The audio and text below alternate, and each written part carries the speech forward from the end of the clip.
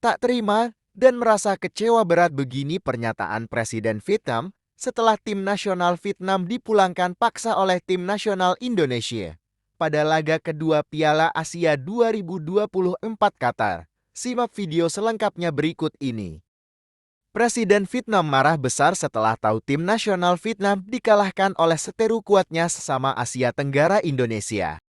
Seperti diketahui, timnas Vietnam secara mengejutkan harus tumbang di hadapan timnas Indonesia pada laga kedua Piala Asia, walaupun sebelumnya timnas Vietnam dijagokan untuk menang pada laga tersebut.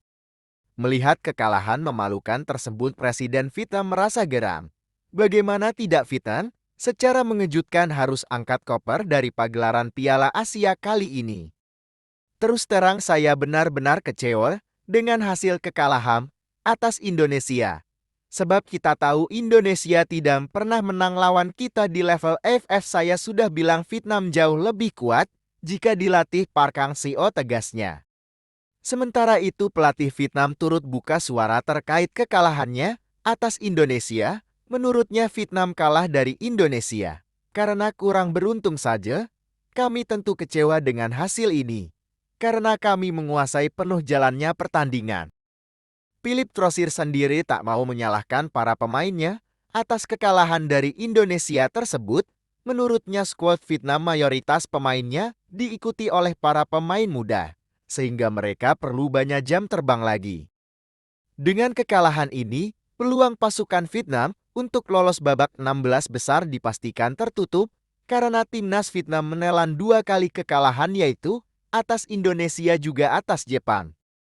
Sementara bagi timnas Indonesia, kemenangan atas Vietnam ini menjadikan peluang untuk lolos babak 16 besar masih terbuka lebar.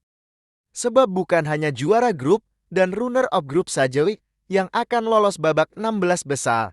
Ada juga 4 tim peringkat ketiga terbaik yang akan ikut serta masuk babak 16 besar Piala Asia kali ini. Dengan regulasi yang seperti itu, tentu peluang Indonesia untuk lolos jadi semakin terbuka.